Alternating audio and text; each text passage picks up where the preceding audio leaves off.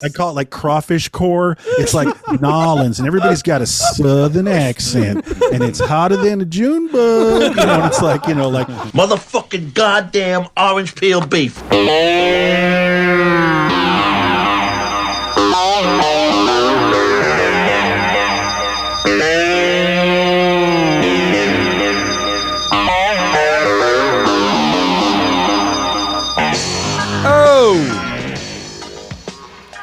It's 1 fucking hour time. I'm Evan Husney. This is, of course, the show where we talk about one goddamn movie, and we have just 1 fucking hour to do it. To my left, we got, as always, Big T, Tom Fitzgerald. What's going on, T? Hey, here we go. Got hay fever, ready to rock. I'm so pumped for this. To my right, as always, also, we have Mr. Marcus Herring. Marcus, welcome back. What's up, everybody? Good to be here. Good to see you guys. Good to be back. Mm-hmm. It's very, also, prime occasion here. We have our very special returning champion guest here to the show, Miss Rémy Bennett. Welcome back, Rémy. Hello, thank you for having me. This is my favorite movie genre, so I'm very excited. Yes. All right. It sure that's is. the thing. We all sort of like realized, like, wait a minute, we really love these. Like, like I didn't know necessarily. Like, I could see talking to any one of you and being maybe somewhat ambivalent. Like, like I guess I caught that movie, But like in our own neighborhood, we all like naturally love it. Are big fans of these. How can you not love these movies? Yes, put it that way. How can you not? And what are we talking about? We are talking about tonight's topic, which is, of course, our favorite gonzo 90s thrillers. So tonight's show is going to be a little bit of a free form sort of, of course, adhering to the 1 hour rule, but we're just going to be sort of rattling back and forth. Just our favorite 90s thrillers, maybe ones that don't deserve quite the full hour treatment, but we're definitely going to cover because we love them anyway. And they might be, interesting recommendations to all of you, and just, it gives us the opportunity to talk about these movies because nobody else is fucking talking about these movies. It's a primer. Yes. There you go. It's a primer. 100%. So before we get into the show, though, a little bit of business, guys. Big news. Guess what? The T-shirts are here. Shit. Yes, they are. I'm wearing my them. dad ordered one today. What's that? Oh, yeah. Shout my out. dad ordered one, yeah. Shout out to my dad. Yeah, thank you so much for ordering that. But the shirts are here. They look amazing. Hand screen printed. Check it out. And of course on the back. And then all the tour dates, yeah. Yeah. So these are available, of course, in the link in the description. So if you pre-ordered them, they have shipped out as of now. And we have some left. We have a few left of each size in both gray and black. So if you want to order some, you better get them before I like the supplies gray. run out. The gray is hot. The gray is hot for sure. So they're super high quality. They're awesome. So those are available right now in the link in the description of this video on YouTube, or if you're listening on a podcast app, check out the description. There's plenty more of the extra small, right? We didn't really move a lot of those, right? Yeah, right. Exactly. Actually, that was our top seller, oddly enough. Oh, okay.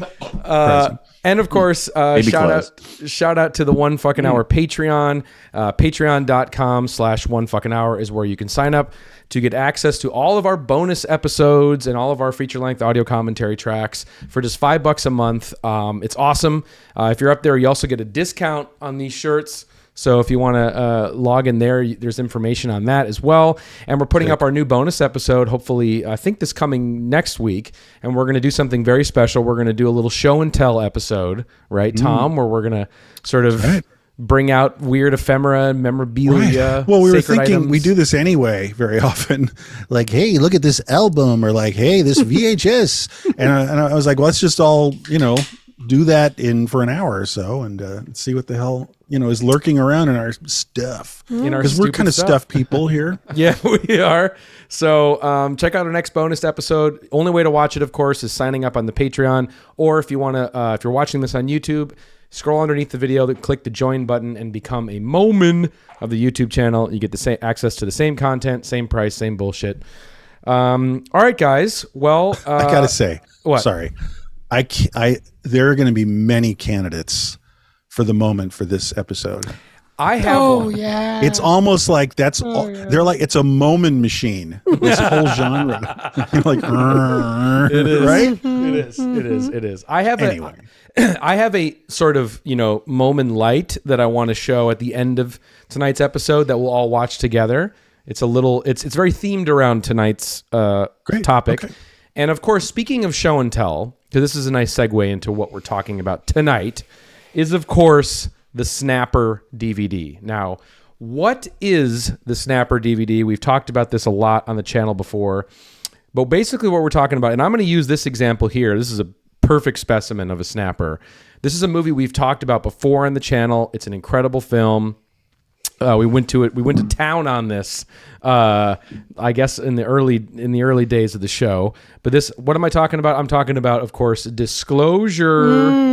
We dedicated a whole episode to this mess, this sort of erotic thriller film starring Michael Douglas as a beleaguered CD-ROM Kind manufacturer. of a neurotic thriller. Neurotic. It is. Considering It is. Douglas's character. It is, but he stars as a beleaguered CD-ROM manufacturer, of course, and it's sort of a bizarre, very wrong kind of men's rights propaganda in the workplace film. But it comes in this what we call a Snapper DVD case. Of course, you can hear the Snap. Yep. sort of the paper case. Eco-friendly. The paper meets plastic sound. Yeah, the paper meets plastic sound. But these movies that came out in the 90s on DVD in the early 2000s, any film that came in this packaging sort of had a similar flavor, a similar feel, if you will. So, they were a lot of, thrillers, erotic thrillers, political thrillers, action films, but they all go down so smooth, so easy when you watch them. They're a lot of fun. They're obviously campy and crazy and convoluted, but it's always a sign of a good time, when you get a movie in a Snapper case. So tonight is sort of the salute to the films that might as well have been released on Snapper DVD. Some of them actually were that we're talking about tonight, but all the ones we're talking about tonight might as well have come out in these little Snapper cases, right? So, yeah. And they're the kind of movie like this is, I always think of them like, how when you used to go to a hotel and you went in the lobby in like the 80s or 90s and you could rent the videos from the lobby, like these are the videos that would be in there, Totally. And they're not prestige and they're not total like B trash. They're like somewhere in that weird middle zone of Which like is just kind of popcorn, kind of. I was just going to say that I learned about these because I wasn't paying attention to them in the 90s, but when I go on a road trip, we go to a motel. Right. And otherwise, I'm not really watching like Showtime very much in the mid 90s. But I throw on cable, chilling out at the motel on our road trips, and it was always one of these movies. Yeah, like Jennifer 8. Oh, yeah, love it. Love it. On and on. Or the movies. Madeline Stowe movies. Yeah, exactly. So it's like it's like cheap like cable, like just fodder on cable. Yes. It's just always running, and and again, I've said this many times, like it's the kind of cheap movie that cheap but Hollywood movie that like cable would show like 10 times, whereas the prestige stuff they'd show only a couple times. So Rémy, you got which one over there? This one's Poison Ivy from 1992. Classic Snapper. Classic. And then my T-shirt is an original. Nice. SWF. And just just to maybe put a bow on this thing, like we're doing the preamble, it's just if you think about it, it's very functional. We were talking about all these iterations of it and how people would really consume it. This ain't the Criterion Collection. It's like it's akin maybe to like watching movies on airplanes and stuff like that. But even airplane movies are more prestigious generally. And this is truck stop stuff, and it's really the soul of classic movies. It's just pure entertainment. It's just we're not gonna like challenge you. Nope. We're gonna try to satisfy your very basic tastes. Yep. And desires here. It's very satiating and comforting. Right. Very comforting. It's junk food. Let me also break it down too, because there's a lot of similarities in terms. We don't want to waste any of the clock setting this up because we got a lot of movies to talk about and a lot. Yeah, true. So we want to maximize the clock. But to set it up, A lot of these movies also, you're going to find a lot of thematic recurring motifs across all of them. We mentioned the trashy political thrillers, things like Murder at 1600.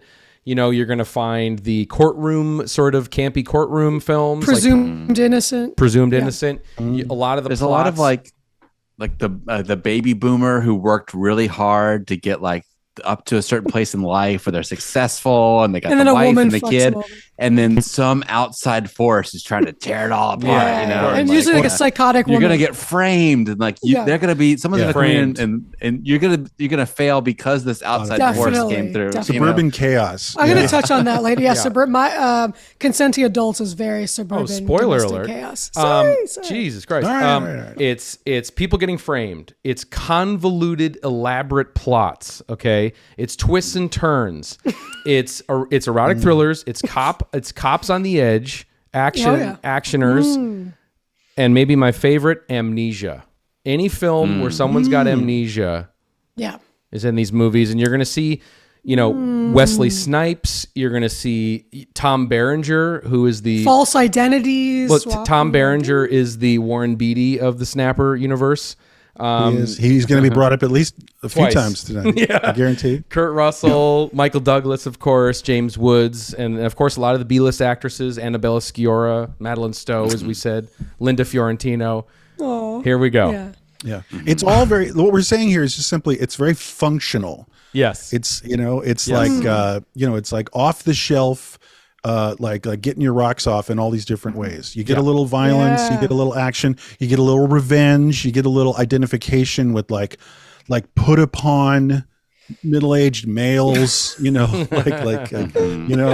then women, it's like exercising the frustration, It's great. So it's functional, and that might be a lost art even on prestige television. It's like to have film treated so much as just a pure function of entertainment.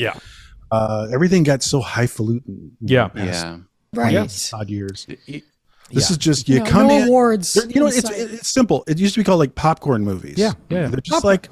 It's just like, I don't care about this movie. I'm going to forget about it after it's done, and it doesn't matter. I could walk out. Someone could say, let's go. And it's like, okay, I'm going to walk out of this movie because it doesn't matter. All right. Let's get the show on the road. All right. So I'm going to start the clock. Here we go.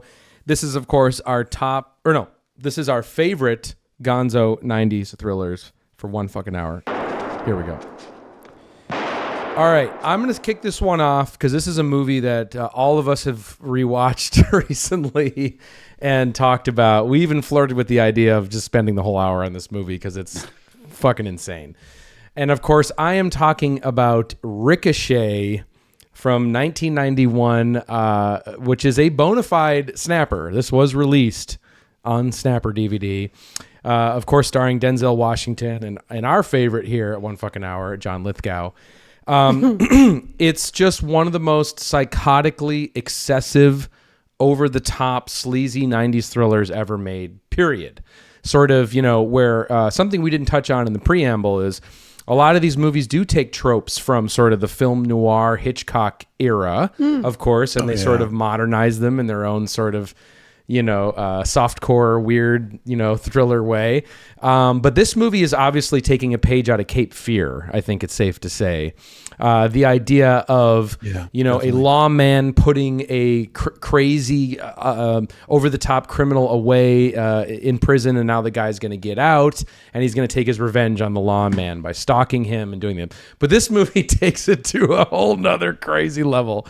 Because, okay, why is the criminal getting revenge on the lawman? Okay, well, because the lawman, who is played by Denzel Washington, humiliates John Lithgow, the psychotic supervillain, slasher, serial killer, psycho in this movie. He publicly humiliates him because he arrests John Lithgow in his underwear. Okay, Denzel Washington is in his underwear and successfully shoots and arrests John Lithgow, and it's caught on camera, which is then broadcast on the news and goes semi-viral. Like, cop in his underwear manages to subdue. Oh, and as proto-viral, Yeah. Actually, I'll say one thing.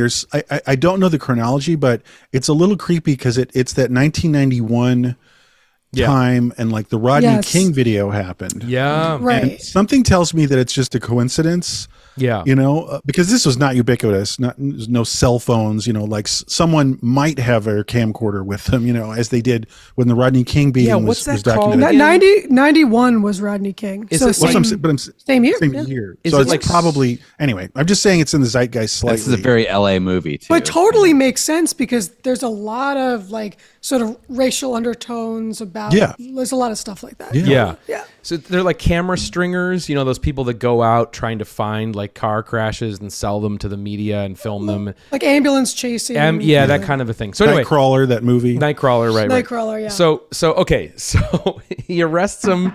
He arrests Lithgow in his underwear, or Denzel, and you know he pulls out a gun out of his underwear and manages to arrest him. It's super humiliating. And the whole time that Lithgow is in prison, he's seething with anger towards Denzel. You know, like taking up all these photocopies, Xerox, obsessing by hanging them up in his jail cell. And he manages to get into a samurai sword fight showdown in prison against Jesse Ventura. Yes. And they both have duct tape to them phone books as armor. That is, and yeah. When I first caught this on late night TV, and I was like, I know what I'm doing now for the next hour and a half. Like, like that is, and I was rewarded greatly. It's so fun. But yeah, it's like that's just if we sometimes it's good to drill down for just a second on the outrageousness, through the particulars. Yeah, he there's a big fight. Fights happen in prison, and like everybody's yelling like beat him up, but like no, he just ends his life on the yard. And then it's like whatever, and it's like no one comes in and does anything. There's like a huge having a big loud sword fight in the mess hall or something too. It's just like it's just like mayhem free for all. Yeah, and it's just like no one's running the prison. Like okay, sure, why not? Yeah, it's totally just absurd for absurd's sake, and it kind of makes sense too when you look at the credits for the movie and like who are the people that are actually behind this movie. Shout out to Stephen E. D'Souza, who wrote a lot of he wrote Running Man. He directed Street Fighter, the video game adaptation in the 90s. And he's someone I actually spent a lot of time with. Shout out, Steven. He'd be someone cool to be on the show, actually, at some point. Yeah. He wrote this movie. And so, a lot of his movies are, cranked up to 11 and, are kind of 80s. He's an 80s action guy. And so this movie is kind of the 80s action hangover a little bit because it's so off the wall. But anyway, so this humiliating footage. Sorry, credits, just 10 seconds. Yeah. Directed by a music video director, right. Russell Mulcahy. Right. Which is another huge contributor to make this thing, go to 11, basically. Yes. A guy who did like Duran Duran videos. Yeah. Some Australian. He's got a huge videography. Yeah, he's like the guy in the 80s music video world. So that is, and he did like Highlander too, the Highlander movies. So well, it's very visual and it is well, put together and it's very entertaining. It's got a quick pace, so it doesn't surprise me. So anyway, this sort of proto-viral footage, if you will, of Lithgow being humiliated is what propels Denzel as an entry-level cop to becoming eventually a assistant district attorney. So the whole film is then, how is Lithgow, once he gets out of jail, going to get revenge? Well, he's not going to just kill Denzel. No, he's going to get him back by humiliation. Make people think he's a pedophile. Make people think he is a junkie, a heroin addict.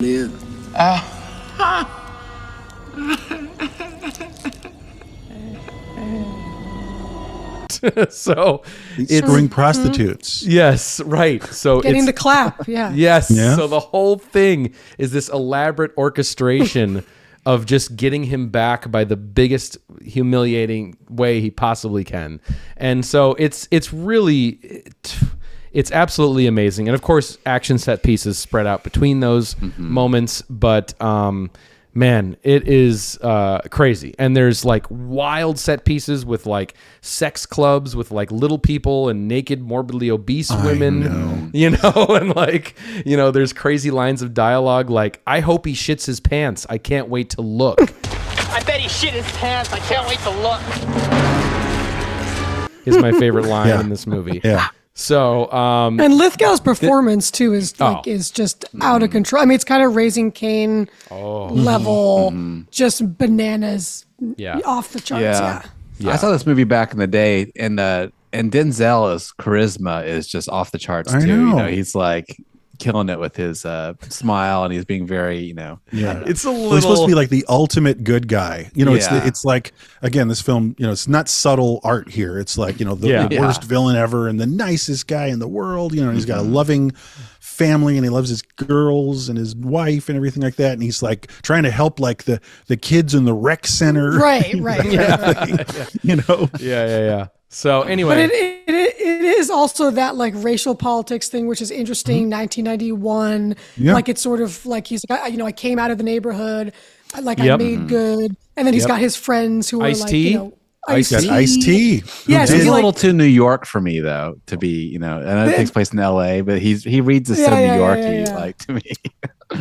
But Ice-T, so he goes, he great visits theme them in the song, hood. by the way. Yeah. So that whole part is kind of interesting. So it's like sort of in that era, like, it's kind of like the perfect American dream family, like and black upper middle class, and then being like that image being like torn down basically. So it's got some layers, It like does. It does, yeah. layers. Well, and it also plays with the idea of like, here we go again, a righteous black man who's trying to do good and who does all the right things, and you're just trying to bring him down and make him look bad. And like they would say about like OJ, which was a few years later, but totally, that kind of, totally. It is a very there is some OJ. Yeah, there is shades of OJ. There is for sure. All right, so that is the first one on the list for tonight. Of course, it's so fun. Ricochet. It's so fun. It's a blast. If you haven't seen it, you're gonna have a blast. The parole scene alone, is worth it. Where people are getting the power tools. It's like there's a prison and everyone has power tools and samurai swords. And it's like, why escape what the shoot. fuck? Escape shoot. That's all I'm true. gonna say. The escape shoot is incredible. Yeah. All right, Rémy, you're the guest. You should go next. What's your first pick for Gonzo 90s thriller? All right, I'm gonna quickly go through. I think The Hand That Rocks the Cradle. So this is 1992. I think this movie for me was extremely formative, the way you guys say like the movies that made us kind of thing. I was a child of the early 90s. Seeing these movies, I think, informed kind of like my entire schema of like my sense of humor about kind of like ridiculous camp and all of that stuff. Eroticism kind of taught me about sex. All of these movies kind of so the plot is a deranged gynecologist is sexually molesting women, pregnant women. So Annabella Sciorra in the beginning of the movie is getting sexually assaulted by this gynecologist. Let's do it. Here we go. And I mean, come on, that's fucking brilliant. She's Gloria from The Sopranos, by the way. Yeah. Oh my God. Right. And so, Annabella Sciorra freaks out, of course, horrible, traumatic, disgusting, calls the guy out. He ends up killing himself, right? Yes. Cut to his pregnant, widowed, wife miscarries because she's so stressed about him, from the fallout of this craziness, that she decides to take revenge on the family, on the woman who basically called him out for assaulting her, and disguises herself as a nanny. That's right. And goes under, what's the name? She goes under the pseudonym of Peyton Flanders. Yeah. And becomes this wholesome, beautiful, perfect every woman nanny. And the family adores her. She goes into the family and ends up destroying them. Rebecca De Mornay. So the actress is Rebecca De Mornay. Right. Sorry, I forgot to say that. No, that's Rebecca fine. De Mornay plays the blonde, beautiful nanny / psychopath, and then sort of systematically tries to destroy Annabella Sciorra's life by gaslighting her, turning her family against her, and Annabella has a new baby. One of the craziest parts in the movie is when she starts secretly breastfeeding Annabella Sciorra's baby because she still has breast milk because she just miscarried. And so she's like breastfeeding the baby. So then the baby won't take like Annabella Sciorra's. Won't latch. And then she's like, what's happening to my baby? And then she walks around the house at night and like see through, little whatever frocks. You saw this when you were 9? Yes, I was obsessed. Everything is explained. It's like a very big movie at the time. Now I get it. Oh, it was everything. It was it was like so sick and subversive. God. And very like erotic. I feel like as a kid, like that whole because It's we were great. saying before, it's suburban, like super like white picket fence, domestic. Another element gotta bring up. Ernie Hudson Yes. plays the intellectually Challenged. developmentally disabled handyman Yeah. Okay. who is sort of at first scares Annabella Sciorra, and then of course he has a heart of gold. She loves him. Eventually he saves the day sort of Doesn't at she, the end like- because he's the only one who could see what's Spoiler. going on. Sorry! Julianne Moore plays like the chic sort of like career woman who's like the friend of the family. This is like one of her first big like Hollywood cameos. That's it's early. Early, yeah. And it's fucking psychotic. It's Yeah. awesome. a good Curtis time. Hanson directed it, which That's is right. LA Confidential. Right. 8 Mile. Damn. And in terms I of got to see it. I haven't seen it. it's fun, Oh. it's Okay. wacky, Watch it tonight. insane. You're It's gonna a- it's a by good- a white picket fence. Exactly. Not to spoil. It sounds but- like dumb in that sense, just the broader thing we're talking about, like suburbia, like the weird rot in suburbia. It's like dumb David Lynch kind of, totally. And these it also has that like we talked about with like Pin and like Flowers in the Attic. It has that kind of paperback feel. Yeah. Where it's kind of like the salacious erotic horror paperback. Like and a very 90s also with like a dash of 90s tabloid. Totally. So it's kind of that like perfect. schlocky. It's great. It's fucking one of my favorites. All my Right. favorites. It kind of feels like the last movie Rebecca De Mornay was in, too. I know. Like, I don't know why it paused. Yeah. Her career didn't really advance beyond this. Yeah. And I loved her. I And thought she was she's- going to be huge. Oh my God, she's amazing. I But love it's, her. I love that. It's like Amy Fisher meets like VC Andrews kind of. Oh, I know what you're exactly. saying. That neighborhood of Exactly. things. Yeah. Totally. It totally is. It's like that 90s lethal Totally. Lolita meets like erotic paperback. All I right. love it. I love that. Hand that rocks the cradle. We should keep things moving here. Tom, you want to Okay. hit us with your first pick? Oh shit. Okay, so all right, I'll just go with the big one. So it's 1998, and the cycle of things we're starting to wind down. So you're getting real crud here. Like the budget's lower. It was actually straight to video. Murder of Crows. Okay, Murder of Crows. I'm laughing already. 1998. What? Yeah, I know, right? How can you not Never love seen that?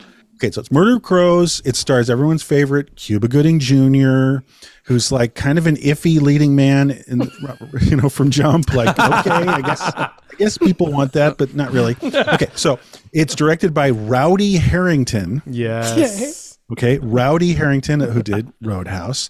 Oh. And the big takeaway I had is it's so stupid. And I was reading all these notes and Letterboxd. Everyone's saying it's just so stupid. And that really is like the big takeaway here. But start thinking about it. It almost, if you reframed it and changed the title to a thing called Grisham Movie, Yes. like the writer Grisham, it, in the same way it'd be like epic movie. Like scary movie, like a parody, because it's at the level of like Airplane or something. It's like it's a parody of these movies we're talking about. Ooh, because it's so broad and so bad. And basically, it's Cuba is like a really good lawyer. There's a lot of court stuff, a lot of like jurisprudence happening. He gets disbarred. Something happens, and he meets up. He goes on a fishing expedition with a man who's a very old man. But now you're watching the movie and you go, okay, and the character in the movie is a very old man. I'm just giving you an example of how stupid this is. So, okay, in the character in the movie, a very old man, but you look at it and it's just a guy who obviously has like bad grandpa makeup to make him look old. He's like, he can't really mask. Exactly. He can't really talk that clearly, and his mouth is like giving away. And when you're watching, you're like, oh, so the character's going to go, wait a minute, why is this old white man, not an old white man, but this guy in a mask at this bar talking to me? But no, he's supposed to, you as the viewer are supposed to buy that and be blown away. There's like a reveal, spoiler alert, that like, wait a minute, that guy I met at the bar gave me this incredible novel that's unreleased and the day before he died, and I took it and stole it. Like, that guy was, oh my God, he wasn't an old man. He was also a cop, and he was also a biker at my book signing. And it's just like, anyway. So there's so much to it. But like, one little thing I loved about the film too is that it has that really dumb thing where like he steals the dead old man's manuscript of the greatest pulp novel ever, and he becomes huge. And there's literally a montage of like him drinking champagne, like paperbacks rolling off the printer, and he's like, you know what I mean? And like limos, like, let's pick him up. And he's having like weird, goofy sex with this in a McMahon, and it's like 5 minutes earlier, he was on a fishing boat, and also, sorry, best location ever for this kind of movie, in my opinion, is Nolans. Yeah. Everything's very, it's like, I call it like crawfish core. It's like Nolans, and everybody's got a southern accent, and it's hotter than a June bug. And it's like, like a counselor, I do believe. Yeah, right. Exactly. So Nolans is perfect, and Tom Stolz is terrible in it. He has an awful, like southern accent. Tom Berenger's in it. Eric Stolz. Eric Stoltz and Tom Berenger. Tom Berenger. Yes, and Tom Berenger. Stoltz. Exactly. Sorry, I fused them. Anyway, I can go on and on for days, but there's, I call them sack scenes. I have a few notes here. Not sex scenes, like, because we talked about sex scenes earlier. This movie's got it for sure. It has references to Goethe, the writer. Like, there's a scene where he's talking to a clerk in like a small town in Louisiana. And he goes, I'm looking for an officer, Officer Goethe. And she's like, you mean like the German writer? Right. And it's like, that's not going to happen. No. She's like a minimum wage clerk. Receptionist. He's like, oh, you mean like his name's like Goethe, the German writer. And it's like, okay, sure. And so I'll wrap things up. I think you guys get it. It's howlingly fun. It's a whole North by Northwest thing, mostly in the film where he's on the run and he has to do the other corny thing, prove his innocence. Yeah. So it's very by the numbers. And Marcus definitely got it right. It's like the whole reveal is literally out of Scooby-Doo. That's I guess that's right. Bad narration mask thing where it's like a hyper realistic latex mask that fools everybody somehow. Exactly. That, just real quick, that guy who plays that old man and the guy in the triple role, Mark Pellegrino, he was the assassin in Mulholland Drive that shoots the woman who's vacuuming, Right. That's who that is. And he's also he was in Dexter. He always plays, but this is like his widest ranging role. He actually gets some range in this. Well, they try to give him some range or whatever. Usually he just plays like the hood, because he's also in like a Big Lebowski, he's like, where's the money, Lebowski? He's that guy, So he's given he plays 3 characters in this movie. Okay. Yeah. But the last thing I'll say is someone had a great note, because I noticed this too. If you are into Cuba Gooding Jr., you're all set with this movie, because it's kind of like a weird vanity project. And one takeaway I had that someone else pointed out online is like, somehow the film always winds up having Cuba's character become irresistibly attractive to everyone. And he's like basically winking at the characters around him and at the camera, like, it's Cuba in the house. What's up, girls? And it's just like, it's not really working, dude. But it's like, it seems like the whole film exists so that he could like exercise like how cute he thinks he is. Oh, God. Murder of Crows. He was hoping it would be his Ricochet, I bet. Speaking sure. Speaking Absolutely. of and it went nowhere. Speaking of Cuba Gooding Jr. real fast, like, when I think of like kind of a post-snapper Cuba film, what was that movie that Lee Daniels? Oh God. Shadow Boxer? No. It's with him and Helen Mirren. Yeah, it's Shadow Boxer, isn't it? Yes. Oh, exactly. God. Oh, good call. I thought about that actually too. Today. Like, Cuba's so cheesy. He doesn't get cheesier. There's a shot, and then I'll totally shut up. He's getting away from the cops, and he jumps on top of a Bud Light truck, and he just rides down the highway, and you see his face grinning, and he's just hanging on the top of a Bud Light truck, and really bad, like generic, like rock and roll's playing, and it's like, I'm not supposed to take this movie seriously, right? It's pretty goofy. It doesn't build. All these other movies are trying to build, like at least some atmosphere, but this is just goofy. I can't wait to watch this. All right, it's good fun. Marcus, hit us with your first Gonzo 90s thriller pick.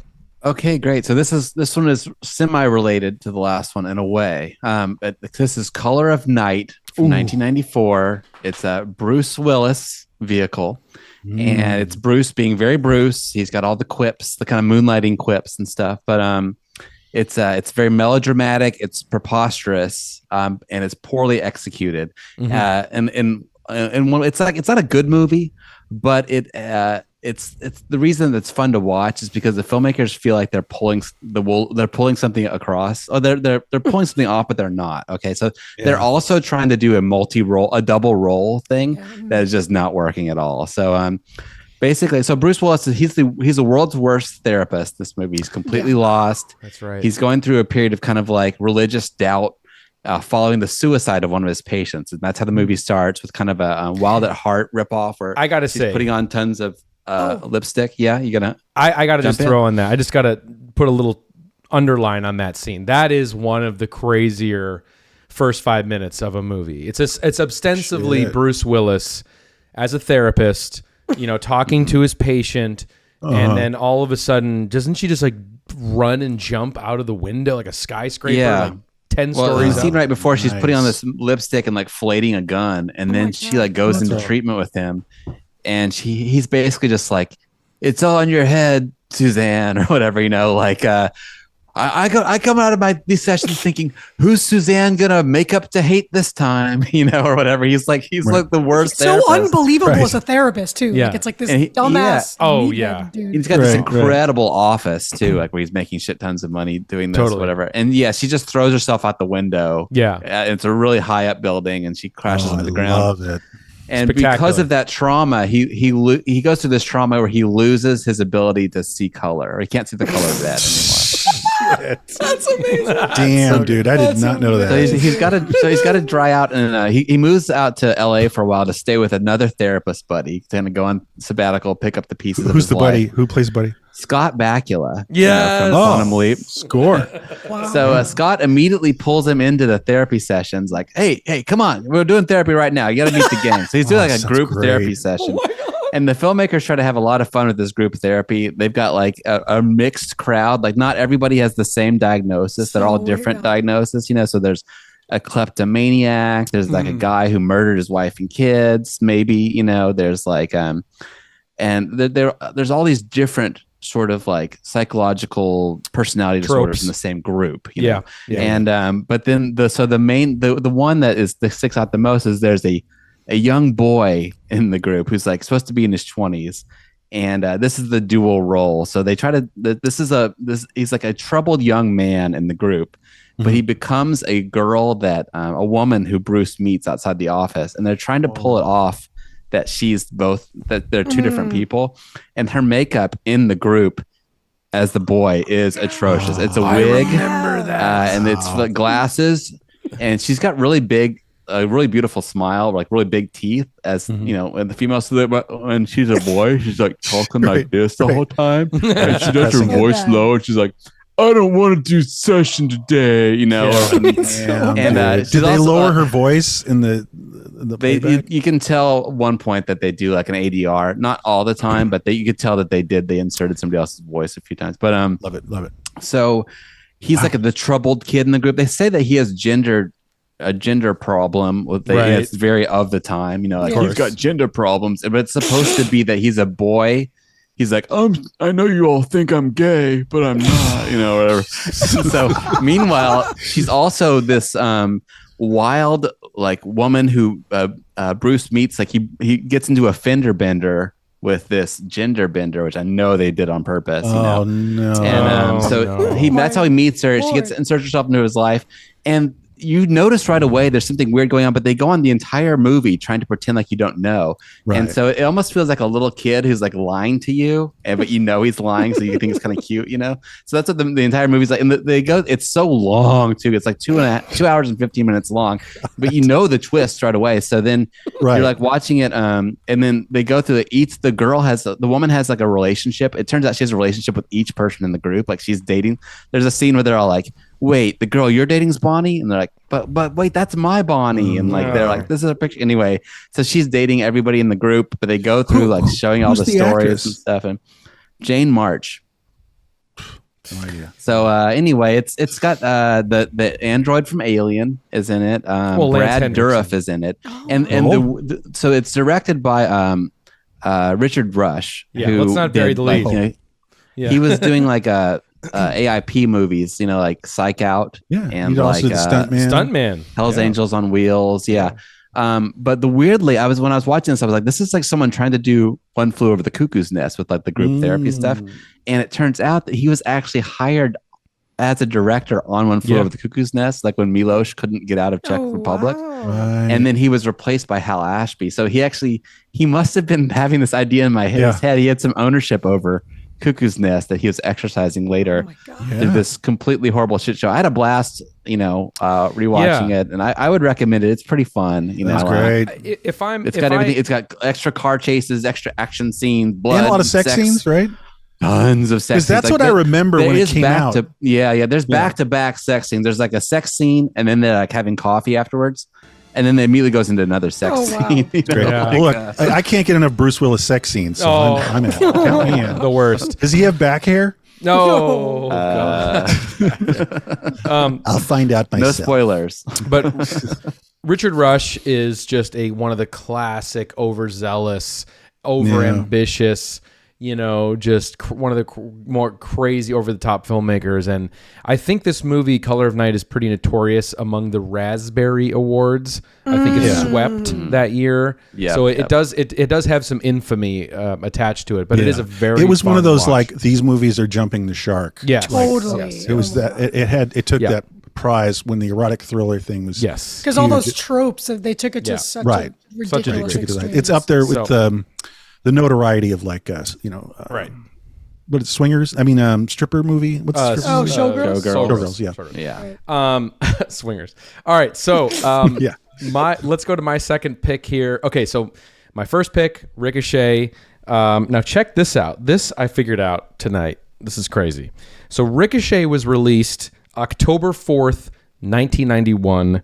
Okay. My second pick was released October 11th, 1991. What? 1 week later, this movie came out, which I'm very excited about. I've been singing the praises of this movie for a while because it's just such a fucking gonzo fun time to just turn your brain off and watch this crazy ass movie.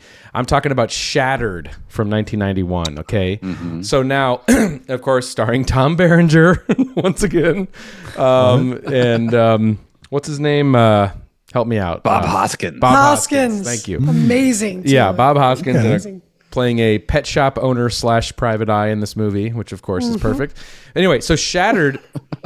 So if Brian De Palma is doing Hitchcock, right? This is Wolfgang Peterson, who directed Shattered, doing De Palma. So it's basically a European director gone wild in America, okay? Which is always fun, because they are bringing a totally different wild sensibility to the movie. And this movie, even though it is very over the top, convoluted, and laughable many times, it's still visually very striking, okay? So that has that for it. So the movie opens with this intense car flying off a cliff. I mean, that's the note it starts on, is just car accident, car smashing 800 times down a cliff. I've seen this movie. Like that classic, it's great. like California off the cliff noir. Yeah, which is vaguely like Hitchcocky too. Yeah, like Sausalito or something. I've seen this. Great so movie. the car is smashing, and then it cuts inside of the car, and it's Tom Berenger like he's in a washing machine with glass flying in slow motion, and it's crazy.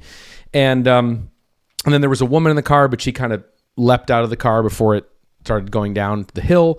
Anyway, it then cuts to Tom Berenger in a coma, and his face looks like lasagna. Like it actually looks like he's in one of those Mondo Macabro movies. So or like a or like a crazy like Telemundo movie that you'd like channel surf onto because like the effects look so low budge, you know. It's like Baked Ziti. Yeah, it's like Baked Ziti face with like swelling heavy-handed strings, you know, like emotional I love strings, you know? And so you're just like, this is amazing. But it's what's really cool is it will just cut to this recurring visual motif, very dreamy, cool, like glass shattering in the shape of a skull and like a human silhouette, like it's his vision from inside the coma. And it's one of the coolest images in this genre. So anyway, he wakes up massively disfigured, crazy looking, scary to look at. So it's very movie of the week vibes already, which we have. Super hard not to laugh at it, but it's this weird tension between, like I was saying, a soap opera feel with like a melodramatic De Palma thing.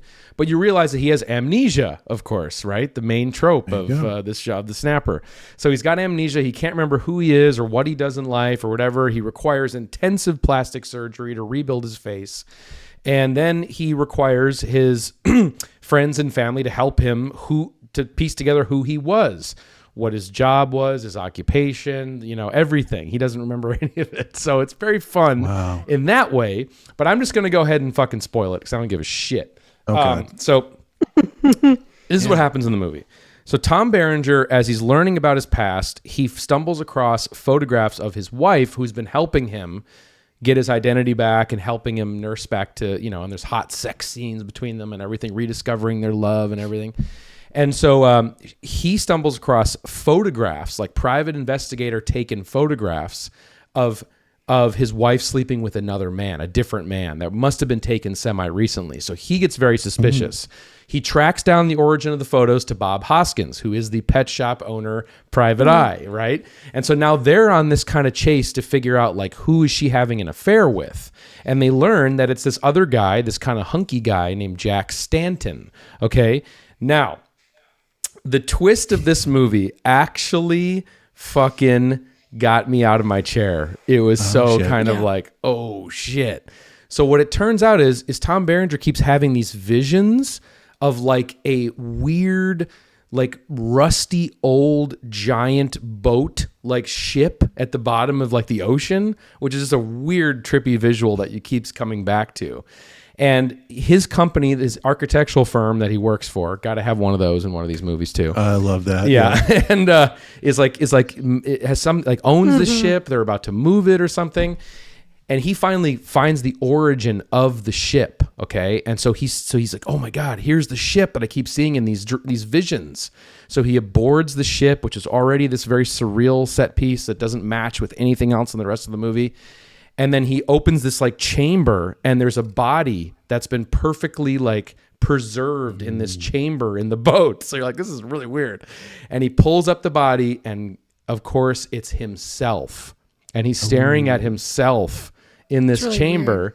And then you realize that he is not that guy. The whole time you thought he's actually the guy that had the affair with his wife. Right.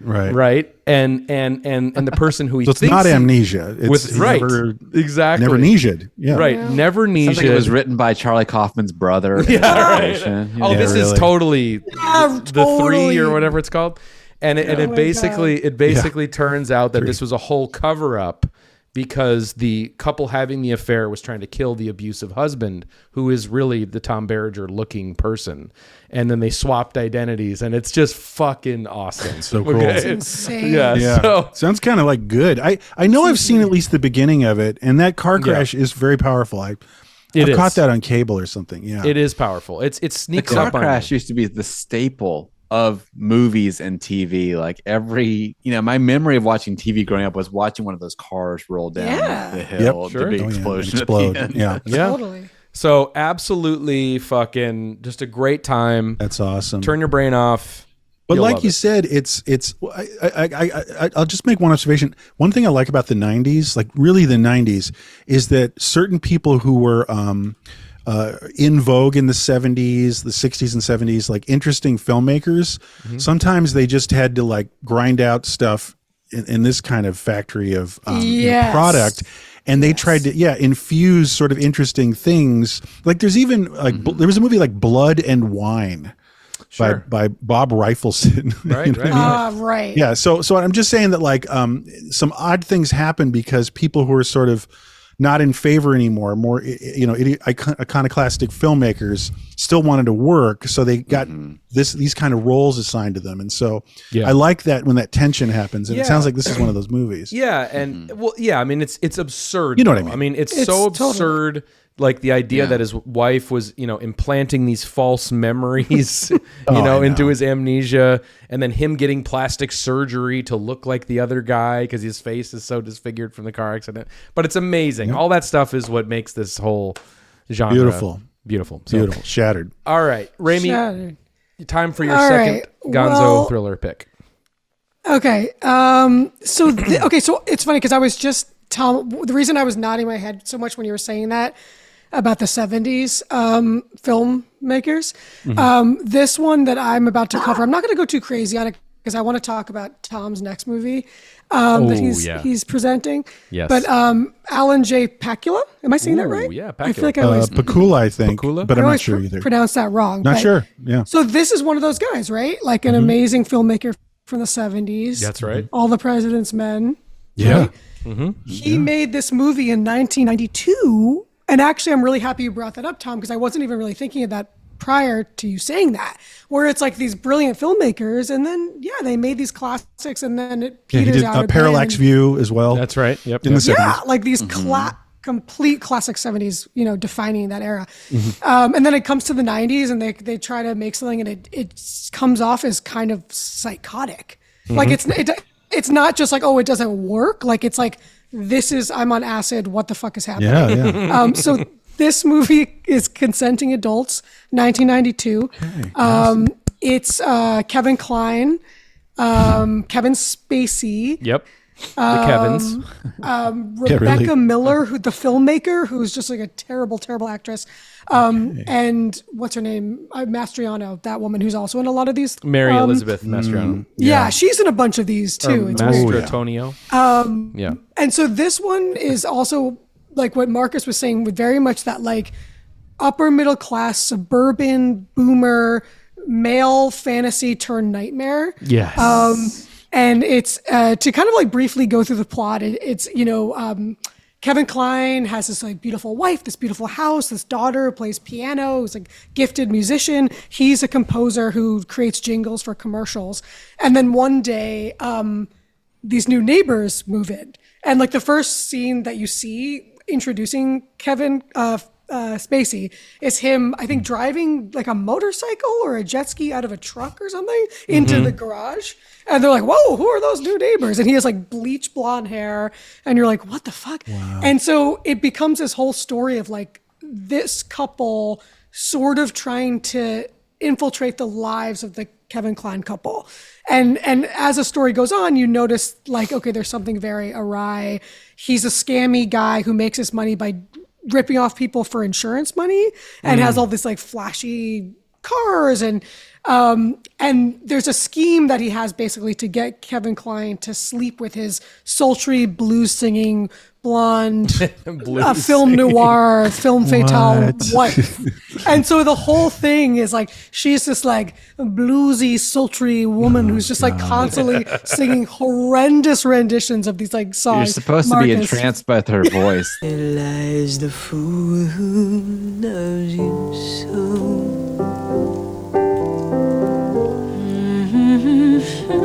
So, Yeah. Wow. You're supposed to be like entrancing, but it's so like It sounds like more dumb David Lynch, It's horrible. Yeah.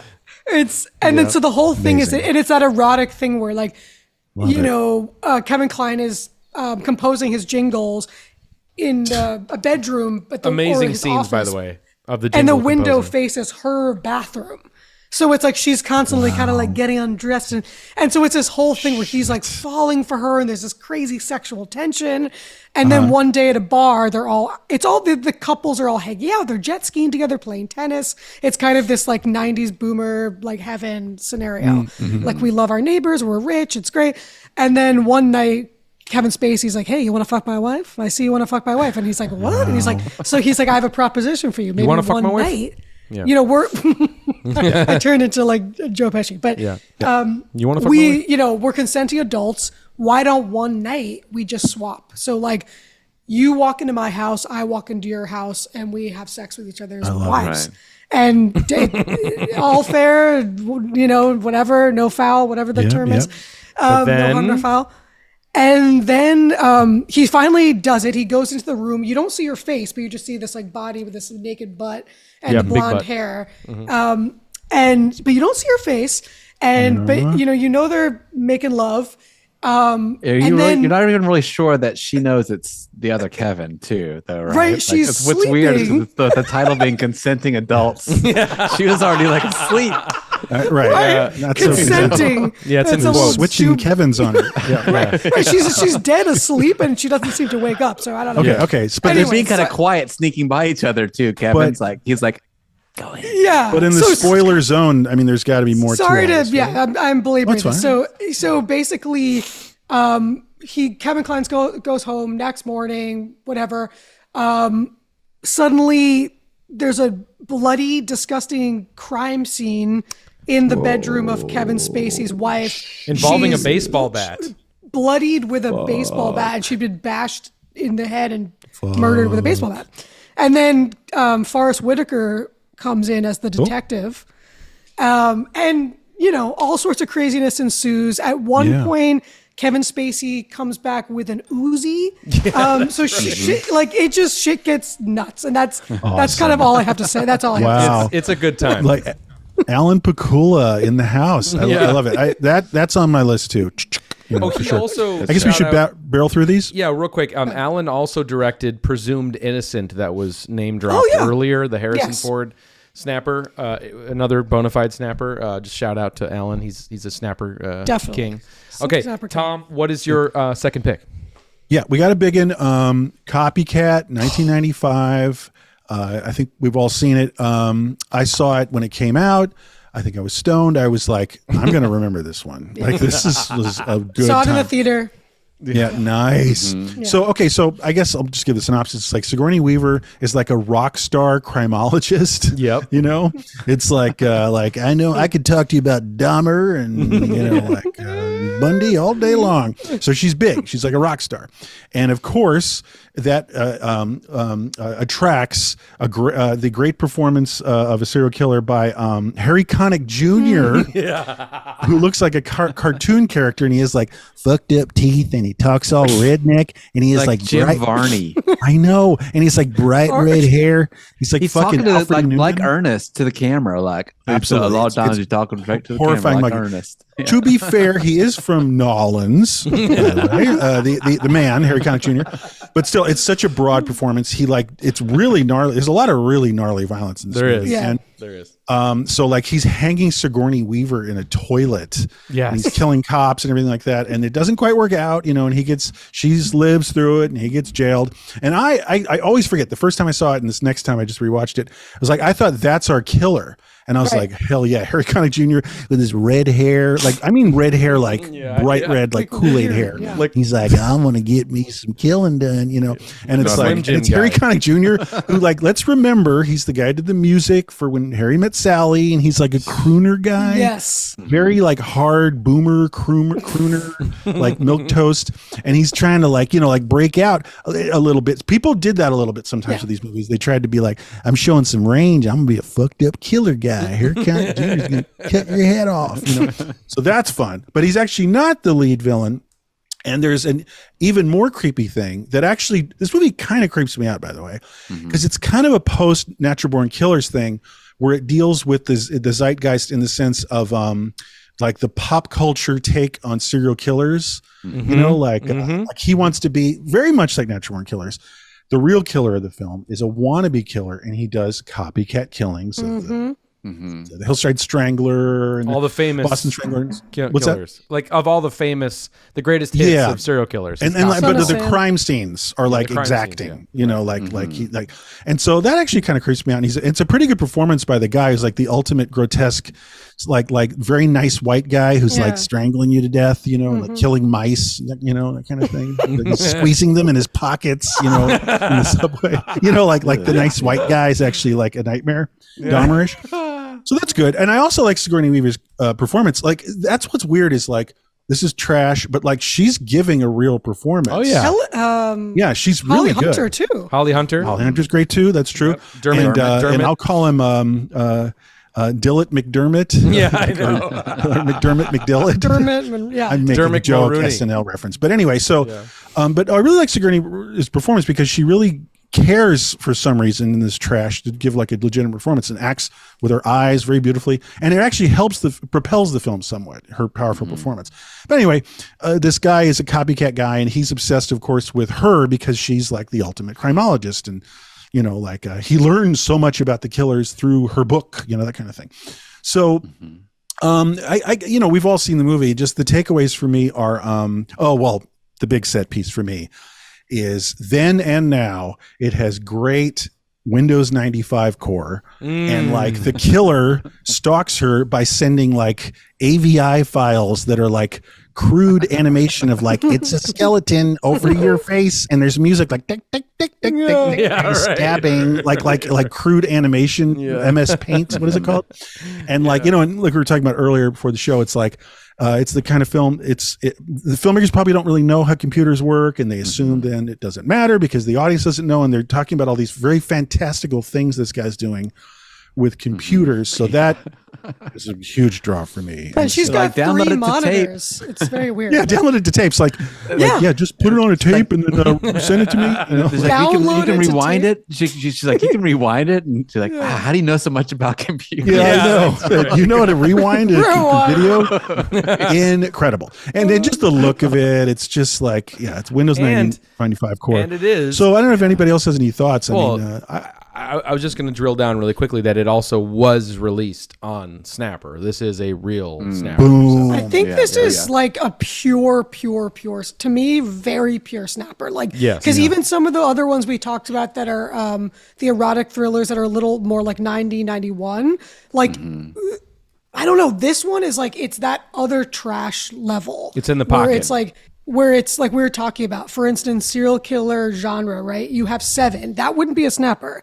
Like Seven is way too prestige, right? Silence of the Lamb. It was released on Snapper though. But you know what I mean? Like it it's was like that, but in terms of what it means, elevated like, from the form, right? Like Silence of the Lamb's prestige, and then you have like Copycat. It is so garishly, brightly lit. It is so just like cheesy and ludicrous, and like, and the faux Hitchcock score really got me. And it's set in San Francisco. I'm sure like there's like an homage to like Vertigo. It definitely has Hitchcock on its mind, which is cool because it makes it fun. Because even if it's a trash version of Hitchcock, that's still a fun thing that they're ripping off. So I like that, you know, but it's 90s and it's more lurid and there's more explicit violence. And the way they're depicting serial killers, like how you said, like the so over the top, like the Harry Connick Jr.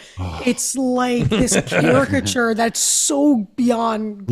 He's you know, like the 3 name guys, like the 3 name guys, Bud Johnson. You know, he's got like black stuff on his teeth to like, you know, knock out a tooth or whatever, but you can see it. You know? That's right. I know. I know. I was looking closely, like it's just kind of like really close to the camera doing this. Yeah, you got to be careful with that. Well, the red hair too, like In Dreams is another one that Robert Downey Jr. That was on my plays, short list, and it's same red hair, like same color, and he's like the gnarly killer in Annette Bening's Dreams, and it's very much in that where they're trying to. We're going to do a part 2 in Dreams. Is all right, we'll go.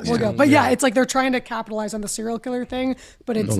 It really took me back to where the 90s being the birth of the serial killer fascination, like where it went from being kind of a sicko thing that people were into, like into being super mainstream post Sounds of the Lambs, and there was like serial killer collector cards, and you know, like Natural Born Killers. Every other movie, it was a serial killer movie, and so it's interesting. There was a time before that though when they weren't doing that. It is a comment on it going pop, which is sort of it's a little meta, I guess is what I'm saying, and I like that. And but also like all these films are always derivative. That's definitely a thing about all these films.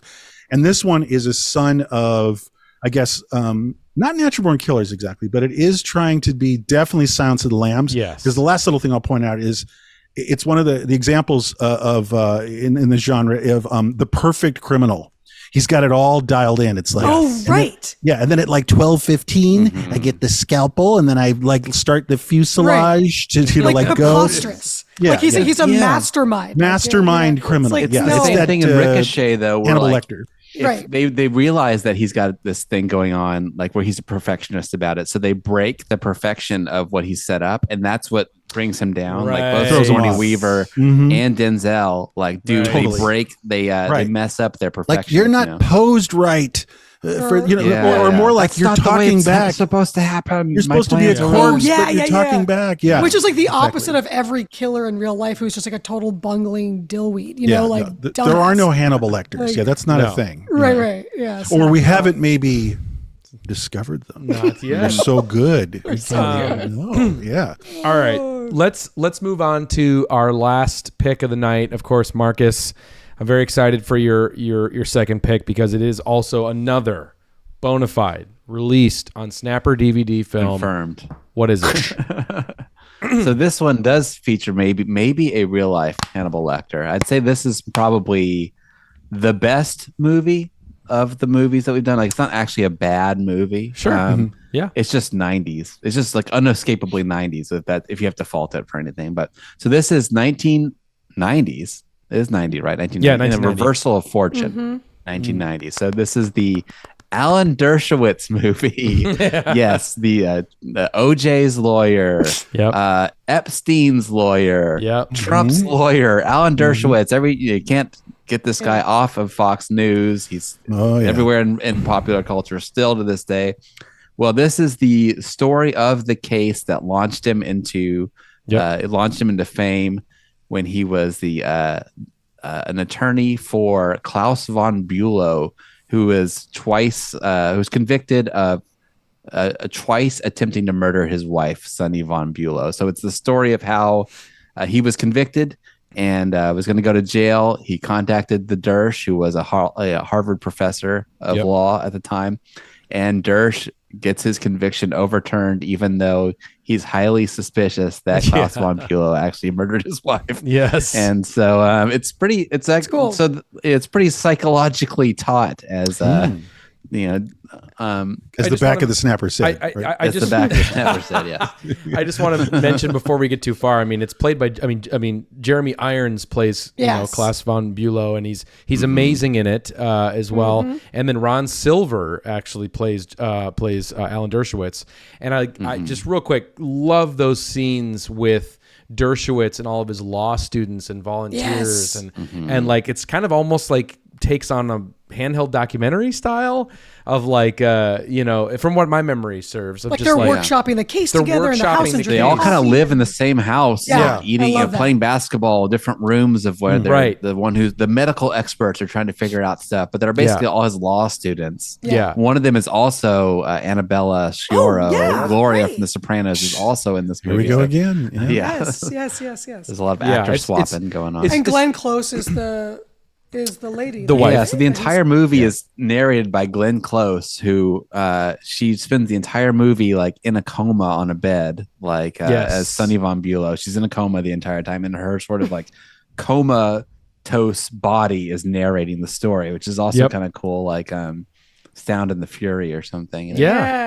Very he's cool. injecting insulin, right? He was injecting. So he's like he was supposedly he was accused of injecting her with insulin to produce like a coma. She was already like a kind of a bedridden wife, who was a drug addicted, and she went into a coma twice or whatever, and the second time she was permanent, and her family was very certain that he did it, and because he married her for money and all. And he wanted to get out of it and stuff, and he's very creepy, and he's making all these jokes the whole time. Like he'll say like, "What do you get to the woman who has everything?"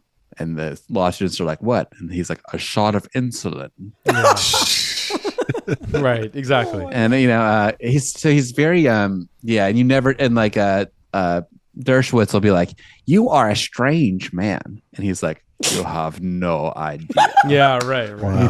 That's so amazing. he's very ghoulish, like vampire or something. Yes, And yes. so, but it does have a quality of like, he didn't do it, like, or maybe because they kind of prove that the children did falsify some evidence. That's how it gets overturned. And but they're saying that just because they falsify the evidence doesn't mean there's kind of a staircase, kind of tension, where you're like, thinking, well, maybe he didn't do it, and maybe he's just a weird fucking guy like that Michael guy is in the staircase, And it does have that energy, like I was saying, of the sort of legal team that feels very, it's cool. Like it's like you almost are a fly on the wall for like, Dershowitz like educating all these kids, and they're like how you coming build a along. case, like It's how you build a case and behind the scenes, and you're into the energy of that. That's what makes this movie like even maybe too good to qualify. Yeah, it's great. It's one of these,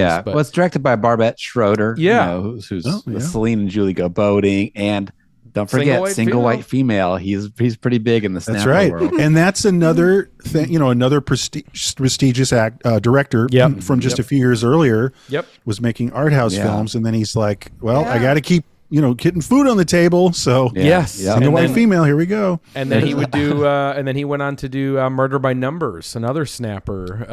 That's a real Snapper. I know that one. Song is in, and that's Murder or Copycat. It's a Copycat. Yeah. The police song. Murder by Numbers by the Police. Obviously, the killer wants us to hear this song for reasons other than music appreciation. I love that. I got to listen to that, man. I know. Yeah. That's a 1, sick drop. 2, 3. Yeah.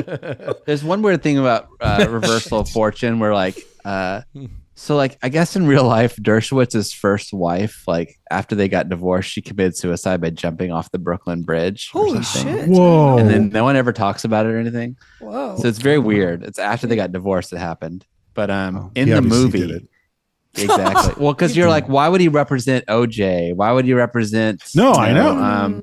Why would he represent Klaus von Bülow? Like what? Because he was at the time it was famous. Like Sonny von Bülow was a famous socialite. That's like I a remember that. Snapper. He's like He's the Scarsdale Truman diet Capote. doctor, right? I don't know that, but What? he was No. what? Go ahead. Diet doctor. So Sonny von Bülow was a socialite at the time who's like hanging out with Truman Capote and stuff. Klaus von Bülow was like in the oil business, basically. Right. I don't know about the doctor, but Yeah, sorry. Go but ahead. so there's a part where Dershowitz is saying like to one of his students, he's like, like here's a defense, like who hasn't wanted to do this to their wife at some point, who hasn't just wanted to just get away with it, just murder them, get away with it, And then the students is like, that's preposterous. You're like, whoa. And he's like, oh yeah, you're right. That doesn't make any sense at all. Holy shit. So And then it's in very real life, weird. his wife jumps off the bridge. Wow. Yeah. Well, it's weird. I mean, they don't mention it in the movie what happened to his wife, but it's very weird that they included that moment. Well, that's very the movie, basic instinct too. That's another trope of these Yes. movies where like someone writes about something or whatever, and then like it happens in real life. Totally.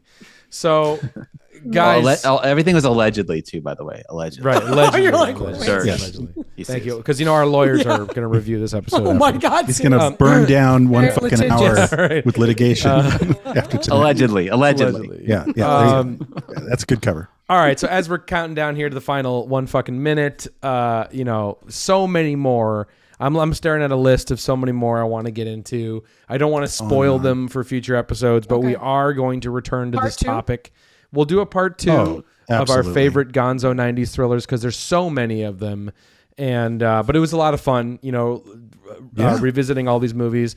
It's Sorry just if we such a rich, it's such rich soil, It is.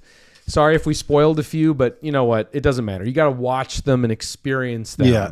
That's the point of it is how you get to, whatever the conclusion. It's not Well, about, yeah. I mean, you're so, Doesn't matter. you just know how these movies work. It's just bred into us as Americans at this point. You know where it's going right of course. away anyway Yeah. at this point. So, a movie from often 20 years ago. Yeah, often that you can like figure out in the first 20 minutes, Yes, exactly. You know where it's going. All right. That was 1 fucking hour on our favorite Gonzo 90s thrillers, part 1. Wow, that was like perfect timing, kind of. It was. Yeah. It worked out quite nicely. So thanks, everybody, for tuning into that.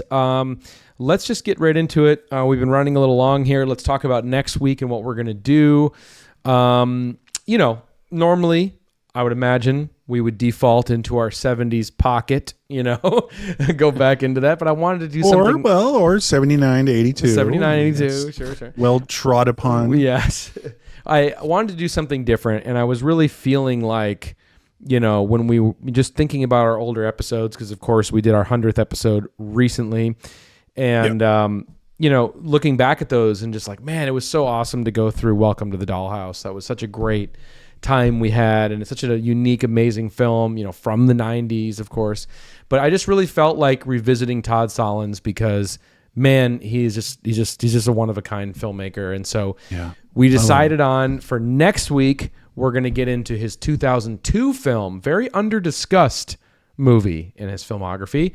We're going to do 1 fucking hour on storytelling will be next week. So kind of a unique... A good time is guaranteed for all of that. Yeah, so, right. All the topics and everything. Totally. Going in that film. Kind of. And we did sideways reference it when we did American Movie. Right. Back in the day. Right. Because it's sort of... We'll probably go in the other direction. Yeah, it's sort of examining. I'm kind of the hodgepodge of American Movie and Columbine, and just what was going on in the country at that time, and exploitation and these types of things.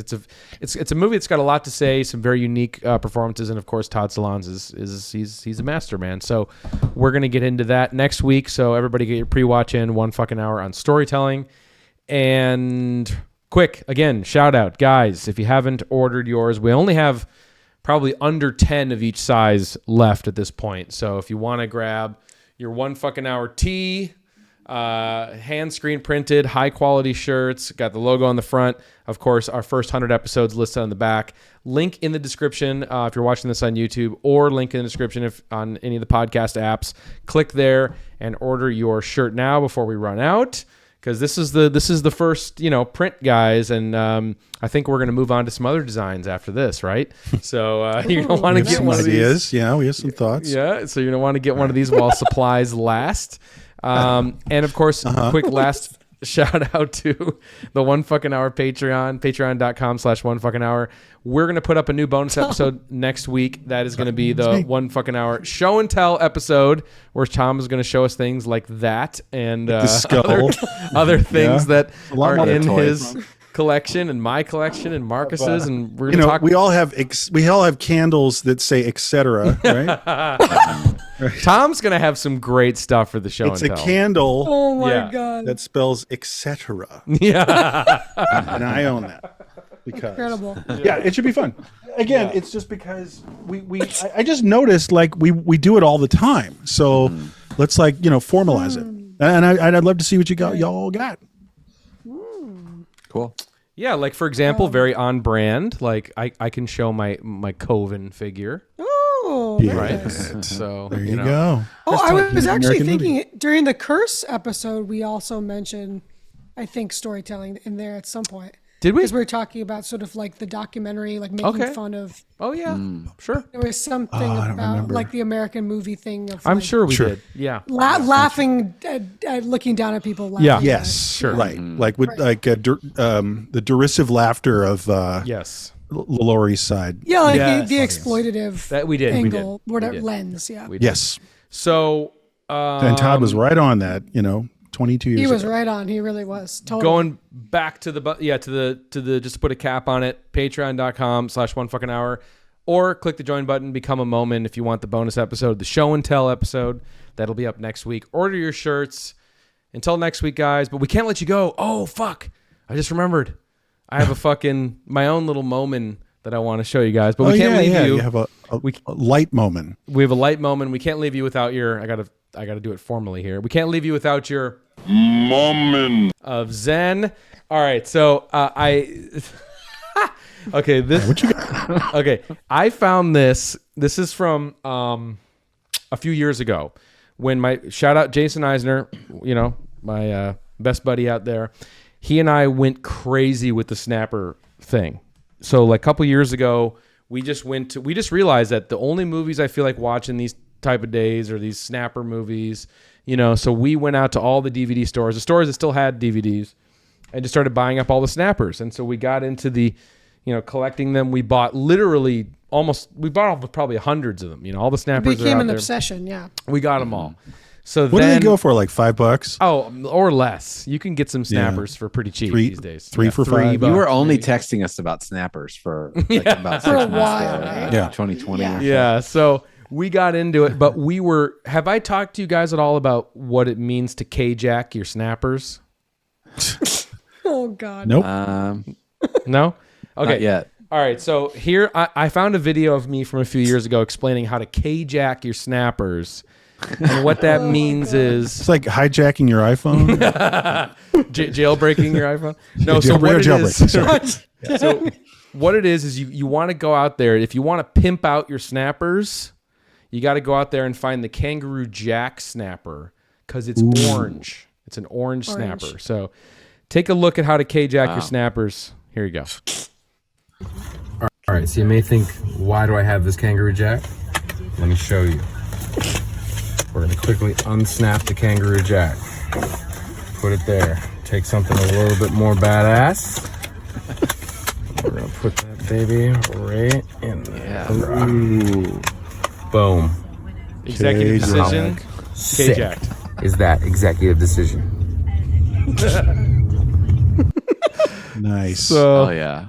There you go. Now, I'm to assume that the Kangaroo Jack DVDs are like 99 cents or less, or buy one get one free, or they're plentiful. Yeah, like so you know what? Where they're everywhere. Like, you know, they had all those doofy guys had Jerry Maguire. I think you're onto something. Yeah, so like you can K-jack your snappers if you want the orange ones. You can also Scooby your snappers because the Scooby-Doo one's got like a green or like a kind of glow-in-the-dark green snapper. So Shit. get out there and get those before they get, you know, too hard to get. So anyway. I you know, where I'm from, we call that candy flipping our snappers. There you go. There you go. Candy Switch flipping. outs. Yeah. Yes. That's more of a East Coast or West Coast thing. Yeah. Exactly. Anyway, I don't know.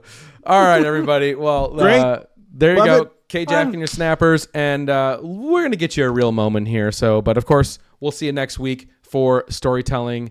Get your pre-watch in, and we'll see you next week, everybody. All right, take care, and so long. Bye, folks. For every goofy scene in Ricochet, there's one that does work in this ambitiously directed film by a music video director, Russell Mulcahy. He just needs to tighten up his story sense. I can't believe that you like that scene where Denzel Washington is standing on top of the building that you pointed out there as one of the better scenes in the movie. I thought it was embarrassing. And I thought there's a scene right before that where Denzel Washington is so emotionally distraught that he can't get a sentence out, and he starts, you know, blathering incomplete sentence fragments. That was embarrassing, too. Somebody should have had mercy on this poor actor who was asked to do this. There are some fun thrills in the hand that rocks the cradle, to be sure, but I found a lot of it distasteful, too. This is the kind of argument we have very frequently because you find things that are implausible and so forth in a film and other things you object to. I found this film worked, and that's usually the way I approach it. I go to a thriller expecting to be thrilled. I don't go expecting to have all of my sensibilities respected and all of my sensitivities honored. I grant the premise.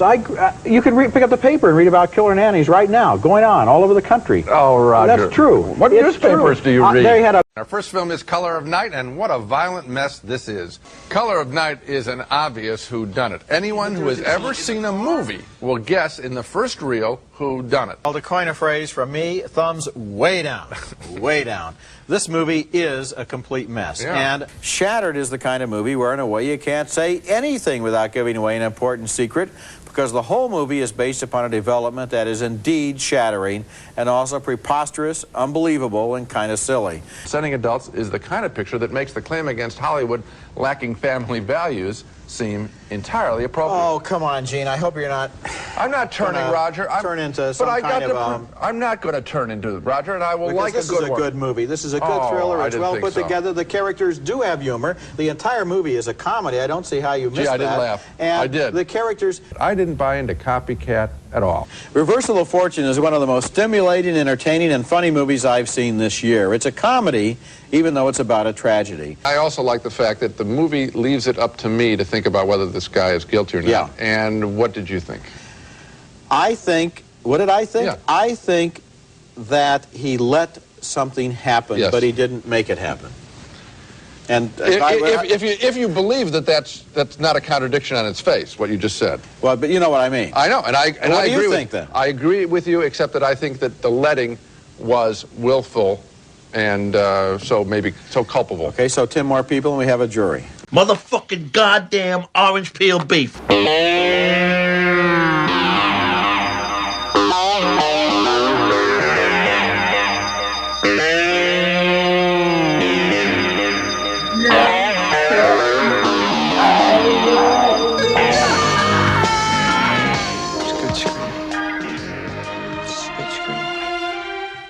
That was wicked, man.